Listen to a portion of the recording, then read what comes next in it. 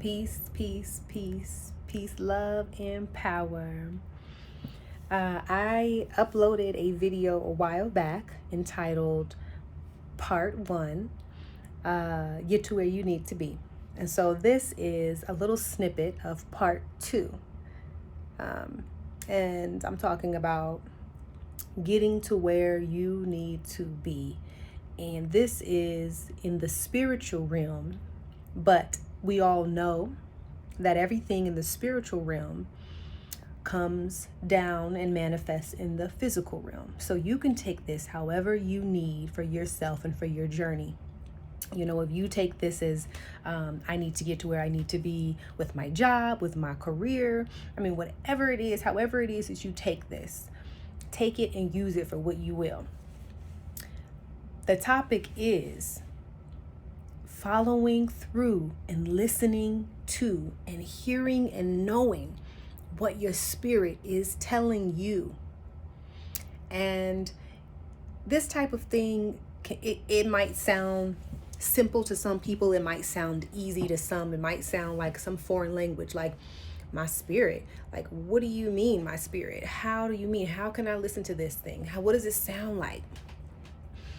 I can't tell you what your spirit sounds like. I can't tell you what the voice sounds like that speaks to you.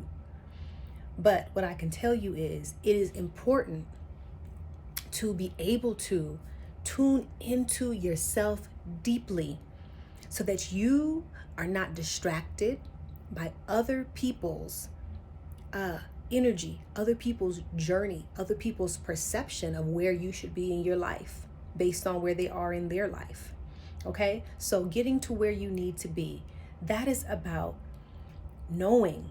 That is about being in alignment with what you were called here to do, what you were birthed here to do.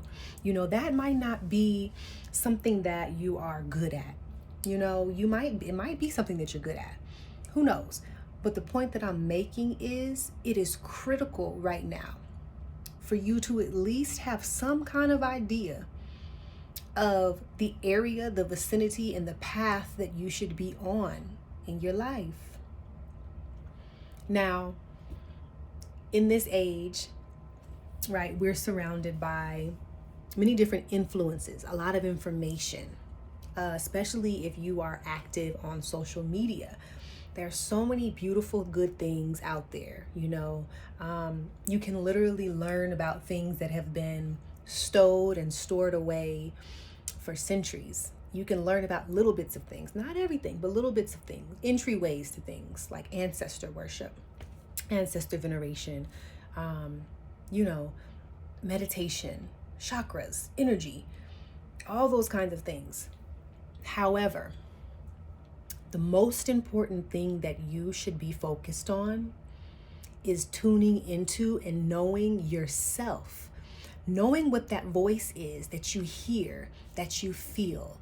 Knowing that whisper that tells you, don't do that. Don't go there. This is the way. This will benefit you. I'm putting this in front of you because this is yours. That's a trick. Don't be deceived, right? So the reason why I speak about things like meditation and ancestor veneration, because those are all things that should help you become more in tune and more aware of thyself, right? So during this process of when we're learning ourselves and getting to know who we are again, and each day and each moment is just a new thing that we should be learning, right? During this process, there will be people, there will be guides, there will be energies that will help you, that will assist you in finding that essence of who you are. And there will also be just distractions. There will be people who are on their own journey of finding themselves and their own journey of knowing who they are and listening to their voice. It's critical that you are rooted and grounded in you and no one else but you. Because in the end and in the beginning, it is you that you answer to. It is you that will take you through and take you to where you need to be.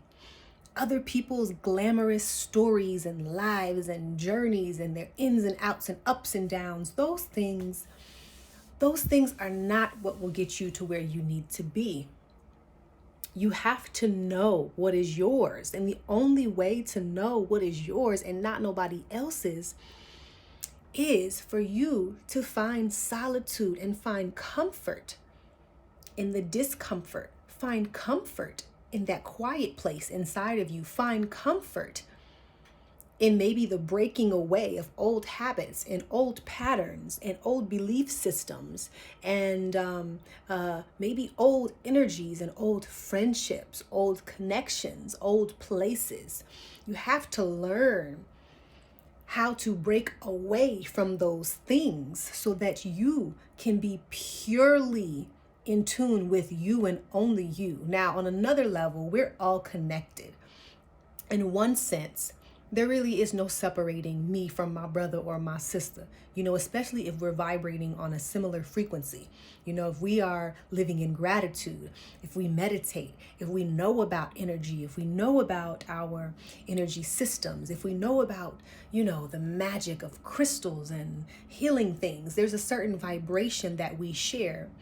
However, with that, you still have to answer to yourself, and you still have to know what yourself is telling you, right?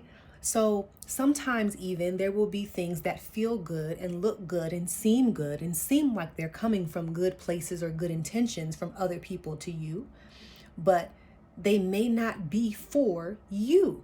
So just because something feels nice, because it sounds nice, because it comes in a package that seems like, oh, this could maybe benefit me, it doesn't mean it's for you. That's why knowing yourself is so important, right? Getting to where you need to be comes from knowing and hearing and listening to that voice. And the process of learning self and of becoming self daily is not an easy process, and it's not something that just happens overnight, because we're all here for the very reason of finding and knowing and getting back to and living what we came here to live. And so don't mistake someone else who may seem like they know more or that they have more light or whatever it might be. Don't mistake that as a place to where you need to be. Don't mistake that as some kind of a milestone or something that you feel like you have to focus on. No, you use the things that you need, the things that speak to you and benefit you and help you along the way, but you always come back to self. You always develop this greater knowing that when you hear something or feel something inside of you that says yes or no, you learn how to listen and you learn how to trust that. The more you follow through with that inner voice and that inner knowing, then the more you become aligned and the easier it becomes to make choices and to move freely. It doesn't always feel easy. Think about it. Think about it. We're taught, we're shown to not be able to think for ourselves because there is power. There is great power. There is a magnitude of power in knowing, listening, following self, in being so free that you do what you came here to do and you liberate yourself. And in that liberation, you also show others how to liberate themselves. There is a certain releasing of ego. And that's a whole nother thing to get into, because ego is not a bad thing. Ego is not something that we have to shun. Ego is something that we have to be aware of. But there is a certain releasing of that part of the self that likes to give credit to things that aren't really the source, So there is a sort of releasing that has to happen where you don't worry about what other people think of you. You don't worry about the standards that have been set before you that you have to follow. You don't worry about whether or not you're doing the right thing for other people. You should only be concerned with and consumed with whether or not you are doing what is right for yourself. Period. Period. And a lot of times in this process of growing and growing into our gifts and growing into who we are, many times we can get to a place where we're like, oh, like, okay, I made it. Like, I am good at this. I found knowledge in this. I am master of this. That's beautiful. Own those things. I'm not telling you not to own them, but what I'm saying is, do not bottle those things up and think that because you have this knowledge and because you have this wisdom and because you've come to know this, do not think that you are above or more than the next person. Because in any moment, those things that have been gifted to you can be swept, taken, snatched away, just so you can learn the lesson that you must do with them, what you were called to do with them.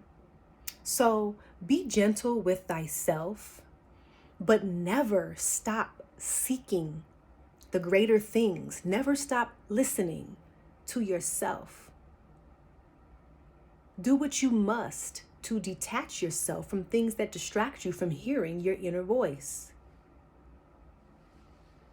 Always, always get to where you need to be. There's no way to get to where you need to be if you are having a hard time listening to yourself, because yourself is going to put you where you need to be. Yourself is here for you, with you, to guide you to where you need to be.